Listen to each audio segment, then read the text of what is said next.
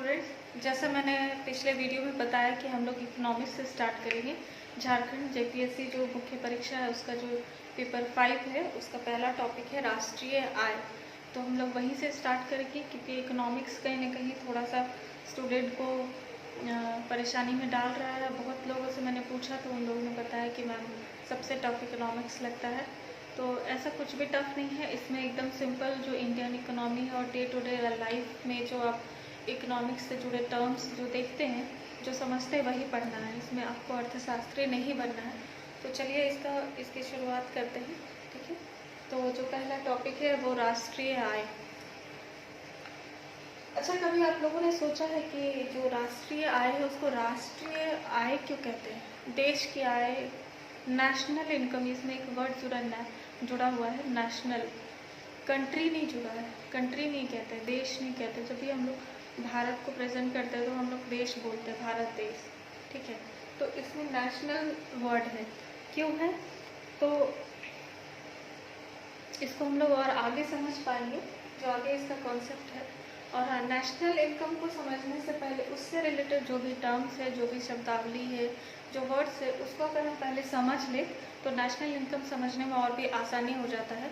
ये इसलिए नहीं समझ में आता कि हम लोग सीधे कहाँ पर आ जाते हैं कि राष्ट्रीय आय है क्या। पहले उससे जुड़े जो शब्द हैं, उससे जुड़े जो कॉन्सेप्ट है उसको समझ लीजिएगा तो राष्ट्रीय आय बिल्कुल एकदम आसानी से समझ में आ जाएगा। तो हम लोग सबसे पहले देखते हैं राष्ट्रीय आय मतलब राष्ट्र, हमारे देश की राष्ट्र की आय। आय तो आप समझ ही रहे हैं। राष्ट्र जो है वो आपको आगे जब इसकी जो अवधारणा है जब मैं समझाऊंगी तो वो आपको एकदम समझ में आ जाएगी क्यों इसको राष्ट्रीय बोलते हैं। ठीक है, तो सबसे पहले हम लोग आ जाते हैं कि जब हम जीडीपी, एनडीपी, जीएनपी और एनएनपी जब पढ़ते हैं तो समझ में नहीं आता है, ये सब तो एक ही जैसा लग रहा है, लेकिन उसमें ये राष्ट्र का बहुत बड़ा योगदान है। तो जब भी कोई उत्पादन होता है, ठीक है, तो उसमें उत्पादन में बहुत सारे मशीनरी यूज़ होती है, प्लांट्स यूज़ होते हैं, वाहनों का प्रयोग होता है, या फिर जैसे आप मोबाइल यूज़ कर रहे हैं, लैपटॉप यूज़ कर रहे हैं, तो उसका भी एक सर्टेन पीरियड के बाद उसका जो वैल्यू है वो कम हो जाता है। तो उसी वैल्यू को जब हम नेशनल इनकम में से घटा देते हैं तो जो एक्चुअल नेट इनकम है वो मिलता है। उससे पहले वो ग्रॉस रहता है, लेकिन जब उस ग्रॉस को डिप्रिशिएशन कहते हैं जिसको, उसको जब हम घटा देते हैं नेशनल इनकम में से तो वो हमको मिल जाता है उसका नेट वैल्यू। ठीक है, तो क्योंकि वो जो वैल्यू है वो प्रोडक्टिव नहीं है। आपने अगर आपका कोई मशीन ख़राब हो गया या मोबाइल ख़राब हो गया या जो भी वाहन खराब हुए उसके मरम्मत में या उसके मेंटेनेंस में जो भी खर्च आए वो कोई प्रोडक्टिव खर्च नहीं है, उससे कोई किसी वस्तु या किसी सेवा का उत्पादन नहीं हुआ, इसीलिए हम उसको घटा देते हैं और नेट वैल्यू निकालते हैं राष्ट्रीय आय का। तो ह्रास क्या है? समय के साथ, मतलब कुछ समय बाद ही जो उत्पादन के साधन है उसको आपको मेंटेनेंस का जरूरत पड़ेगा, खर्च होगा। तो समय के साथ उत्पादन के साधन के मूल्यों में होने वाली कमी, ठीक है, को ह्रास कहते हैं। ह्रास वर्ड जो है वो आप समझ लीजिए, इसको इंग्लिश में डिप्रिशिएशन बोलते हैं। जैसे एग्जाम्पल है, क्या है? मशीन, प्लांट, वाहन, बहुत तरह के वाहन। परिवार में देख लीजिए तो गाड़ी हो गया, और भी बहुत सारे साधन होते हैं जिससे पारिवारिक इनकम बढ़ती है। उसके बाद व्यक्तिगत रूप से भी अगर आप देखें एज एग्जाम्पल तो लैपटॉप, मोबाइल और भी बहुत सारी चीज़ जो आप यूज़ करते समय के साथ उसका जो वैल्यू है या फिर उसमें मेंटेनेंस खर्च लगता ही लगता है, तो वो कोई प्रोडक्टिव नहीं होता है। ठीक है, तो ह्रास आप समझ गए, एक वर्ड ध्यान रखें, ह्रास आप बिल्कुल समझ गए। ठीक है, अब आगे चलते हैं उत्पादन के साधन। ठीक है, यहाँ मैंने लिखा है उत्पादन के साधन।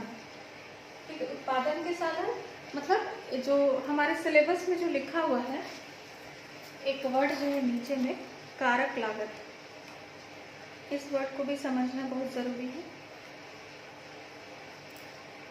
कारक लागत या इसको साधन लागत भी बोलते हैं। इसमें लिखा है इंग्लिश में फैक्टर कॉस्ट। ठीक है, उसे फैक्टर कॉस्ट।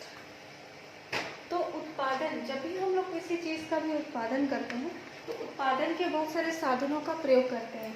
तो उसमें क्या होता है, जैसे भूमि, तो भूमि लेंगे या और भी कोई भी प्राकृतिक संसाधन जिनके लिए हम व्यय करते, खर्च करते, रॉ मटेरियल लेकर आते हैं, तो उस पर हम कुछ व्यय करते, वो व्यय हो गया। श्रम का यूज़ करते हैं तो श्रमिकों को क्या देते हैं, मजदूरी देते हैं। पूंजी जो हम यहाँ से हमने कहीं पूंजी उठाई, लोन लिया, उस पर हम लोग ब्याज देते हैं। प्रबंधक जो होता है उनको वेतन देते हैं। उद्यमी जो हो उसको लाभ या हानि होता है, ठीक है। तो ये सभी चीज़ मिल के क्या होता है, किसी भी उत्पादन का कॉस्ट आ जाता है, कॉस्टिंग आ जाता है, पूरा कॉस्टिंग।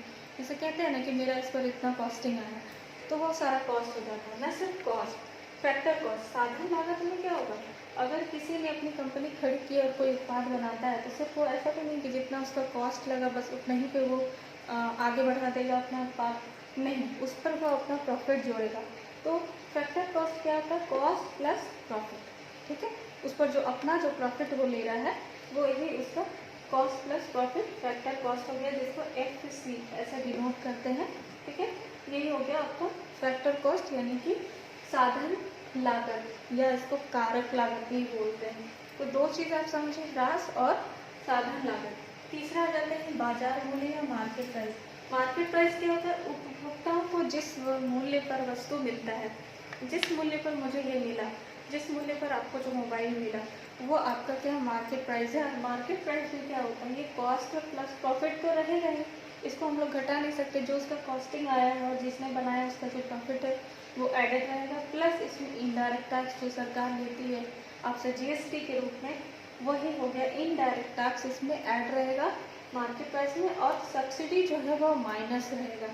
क्यों, क्योंकि जब भी मार्केट प्राइस पर जो, जैसे कि सरकार चाहती है कि ये जो सामान है कोई को ये आपको सस्ते दामों पर मिले, ठीक है, तो सरकार इसको सब्सिडी देगी। तो इसका 10 रुपये है तो इस पर 2 रुपये सब्सिडी थी, तो इसका माइनस 8 रुपये इसका प्राइस हो जाएगा, ठीक है। तो हम लोग मार्केट प्राइस में क्या करते हैं, तो 10 में से 10 में से 2 माइनस करेंगे ना तो 8 हो जाएगा। तो इसीलिए हम लोग सब्सिडी जो है वो माइनस करते हैं, ठीक है। तो मार्केट प्राइस का मतलब यही होता है। इसको M ऐसे M और ऐसे P से डिनोट करते हैं। अब चलिए 3 वर्ड, ह्रास, साधन लागत या कारक लागत और मार्केट प्राइस, 3 चीज़ अब समझ गए। अब चलते आगे आते हैं, ये हो गया राष्ट्रीय आय, ठीक है। तो अब इसको समझने के बाद आप समझिए कि एक देश द्वारा, ठीक है, एक देश द्वारा एक वित्तीय वर्ष जो हमारा फाइनेंशियल ईयर है, उसमें जो उत्पादित जो अंतिम वस्तु है, यानी कि इसमें मध्यवर्ती वस्तु यानी कि रॉ मटेरियल, कच्चा जो माल होता है, उसको हम लोग शामिल नहीं करते हैं। अंतिम जो वस्तुओं और सेवाओं का जो कुल मौद्रिक मूल्य है वही होता है सामान्यतः राष्ट्रीय आय।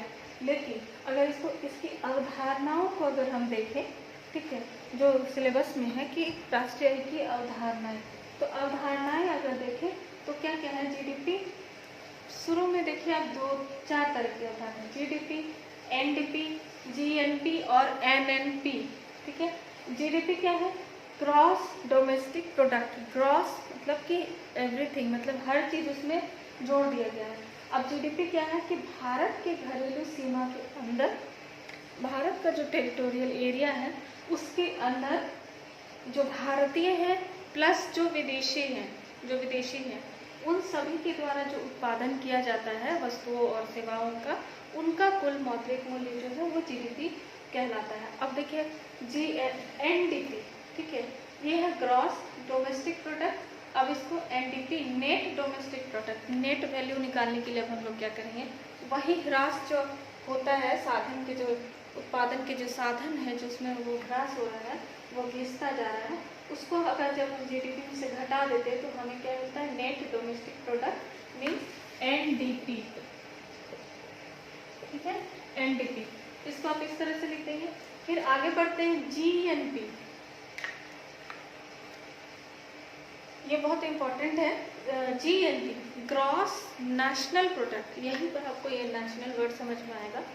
ग्रॉस नेशनल प्रोडक्ट मतलब क्या है कि भारतीयों द्वारा, भारत में और प्लस विदेश में जो भारतीय रह रहे हैं, जैसे यहाँ से कोई विदेश गया, वहाँ कमा रहा है, वहाँ से कुछ पैसे भेजता है, कुछ निवेश करता है, तो वो सभी चीज़ें जो है वो जो भारतीयों द्वारा प्लस विदेश में जो भारतीय रह रहे हैं उनके द्वारा जो उत्पादित अंतिम वस्तु और उत्पादन है वस्तु, उनका कुल मौद्रिक मूल्य जो है वो हो जाता है GNP, ग्रॉस नेशनल प्रोडक्ट, ठीक है। अभी ये नेट नहीं है, और जैसे ही इस जीएनपी में से हम ह्रास को घटा देंगे वैसे ही ये क्या हो जाएगा, एनएनपी, नेट नेशनल प्रोडक्ट, ठीक है, नेट नेशनल प्रोडक्ट। अब आगे चलते, ये 4 चीज़ हो गया, जीडीपी, एनडीपी, जीएनपी और एनएनपी, ठीक है।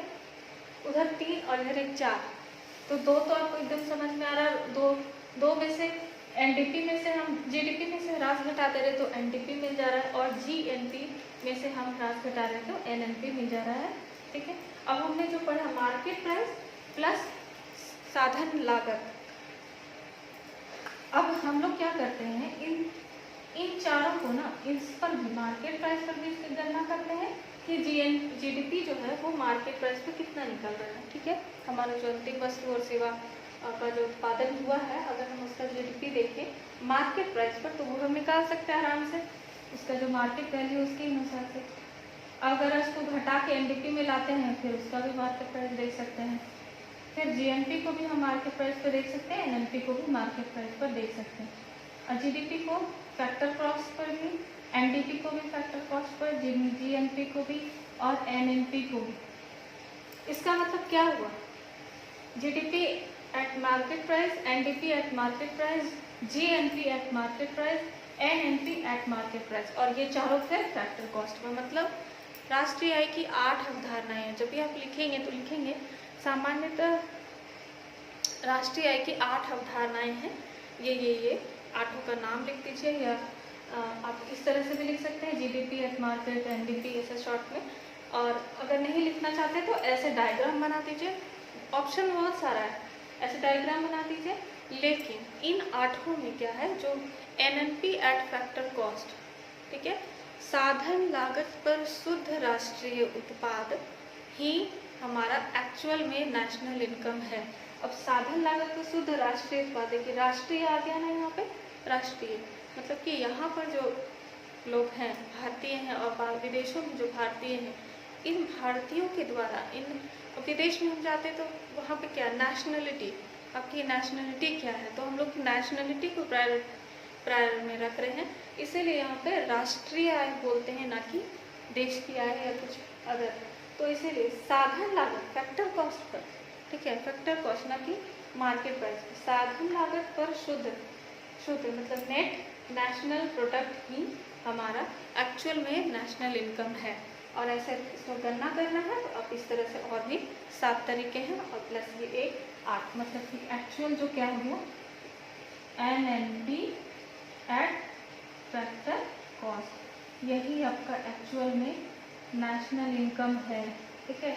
तो ये ऑब्जेक्टिव में भी आएगा कि राष्ट्रीय आय क्या है, और एक ऑप्शन रहेगा साधन लागत पर शुद्ध राष्ट्रीय उत्पाद, या फिर एनएनपी एट फैक्टर कॉस्ट, ये उस तरह से भी लिख सकता है या सीधे इसी को लिख देगा, तो दोनों सही है, उसी को लगाना है। इसमें से कुछ और भी ऑप्शन रहेगा तो आपको देखना है कि क्या कह रहा है।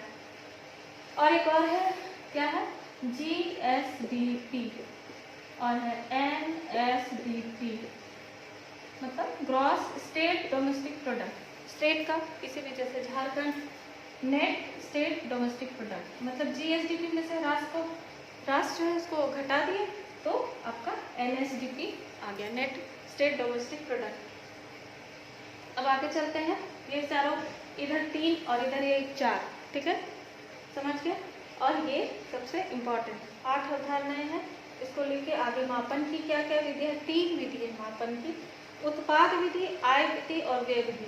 तो ये वर्ड से ही समझ में आ रहा है कि उत्पाद विधि मतलब किसी वस्तु का उत्पादन हो रहा है, ठीक है। तो पहला क्या, कृषि और उससे संबंधित जो भी क्षेत्र है, पशुपालन हो गया, मत्स्य हो गया, वानिकी हो गया, इस तरह के जो हैं वो सभी कृषि और संबंधित क्षेत्र हो गया। खनन और उत्खनन, वो उससे जो उत्पाद का निर्माण हुआ उसका जो वैल्यू है उत्पाद विधि में करेंगे। और विनिर्माण, जैसे मैन्युफैक्चरिंग, जैसे आपके पास जो भी वस्तु है जो मैन्युफैक्चर होता है वो सभी वस्तु का हो गया उत्पाद विधि के अंतर्गत। आय विधि में क्या हुआ, इस वर्ड से ही समझ में आ रहा है, आय विधि क्या है, बिजली, गैस और जलापूर्ति। जैसे हम लोगों को बिजली मिलता है, गैस मिलता है, जल की आपूर्ति होती है, तो उसमें हम लोग क्या, उसमें कुछ पेमेंट करते हैं, और जो उनको जो आय हुआ, इसीलिए उनको जो आय हुआ वही एक्चुअल में इनकम है। इसीलिए इसको आय विधि में रखते हैं बिजली गैस जलापूर्ति को। और सर्विस सेक्टर में भी वही बात है, क्योंकि सर्विस सेक्टर में अगर हम किसी भी शिक्षण संस्थान में जाके शिक्षा लेते हैं तो वहाँ पे हम पेमेंट करते हैं, तो उनको जो इनकम हुआ वो आ गया सर्विस सेक्टर में, तो उनको जो इनकम हुआ वो नेशनल इनकम में इस विधि के तहत आएगा। तो ये आय हो रहा है, तो इसीलिए इसको आय विधि में रख रहे हैं। व्यय विधि में क्या हो गया, व्यय विधि में हुआ उपभोग, मतलब आप जो उपभोग करें, आपके पास जो इनकम आया आप उसका उपभोग करेंगे, तो उसका जो उपभोक्ता जो उपभोग करता है वो हो गया, और इसके आधार पर भी होता है। तो ज़्यादातर हम लोग ये दोनों विधि का ही यूज़ करते हैं, ठीक है, क्योंकि इसका एक्चुअल नहीं मिल पाता है, और उपभोग और बचत। तो जो हमारे पास जो इनकम आता है उसी में से हम उपभोग करते हैं और बचत भी उसी से करते हैं। तो इसका भी एक आंकड़ा जो मिलता है उसको हम लोग व्यय विधि के अंतर्गत लाते हैं और फिर सबको कंपाइल करके निकाल देते हैं हमारा नेशनल इनकम, ठीक है। तो यहाँ तक आपको शायद समझ में आ गया हो। इधर हम लोग ह्रास सीखे, कारक लागत देखे, मार्केट वैल्यू देखे, और फिर हम लोग राष्ट्रीय आय की अवधारणाएं देखें, जिसमें से 8 अवधारणाएं निकल के आती हैं। मार्केट प्राइस पर 4 और फैक्टर कॉस्ट पर भी 4, जिसमें से एनएलपी एट फैक्टर कॉस्ट जो है वो एक्चुअल में नेशनल इनकम है, ठीक है। साधन लागत पर शुद्ध राष्ट्रीय उत्पाद ही राष्ट्रीय आय है। राष्ट्रीय आय के मापन की क्या क्या विधियां हैं, 3 विधि है, इसको आप बता दीजिए। इसको हम इसलिए ऐसे डायग्राम में बता रहे हैं क्योंकि इसको लंबा हो जाएगा बहुत ज़्यादा अगर इसको लिखेंगे और डिफाइन करते रहेंगे तो, क्योंकि अब आपको टाइम मिल गया है इसलिए आप अलग से पढ़ रहे हैं और इसलिए मैं अभी वीडियो बना रही हूँ। तो आप लोग अब इस पर आगे मैं क्या करूँगी कि आगे एक क्वेश्चन है इसी पर आधारित और उसका क्वेश्चन का आंसर का फॉर्मेटिंग कराऊंगी। ये जो पूरा एक टॉपिक है उसमें आपका ये 2 वीडियो में पूरा कवर हो जाएगा, उसका आंसर का पूरा फॉर्मेटिंग करा दूंगी। आपको इसको बार बार देखिए, समझिए और फिर चलते हैं। आज अभी इस वीडियो में इतना ही रखते हैं, ठीक है। ज़्यादा बताने से इकोनॉमिक्स ऐसे ही नहीं समझ में आ रहा लोगों को, तो फिर ज़्यादा हैंग आउट हो जाएगा, इसीलिए आगे नेक्स्ट वीडियो में हम लोग इस पर बेस्ड जो क्वेश्चन है उसको मैंने नीचे लिख भी दिया है, उसका आंसर आगे फॉर्मेटिंग कराऊंगी, ठीक है। चलिए, थैंक यू।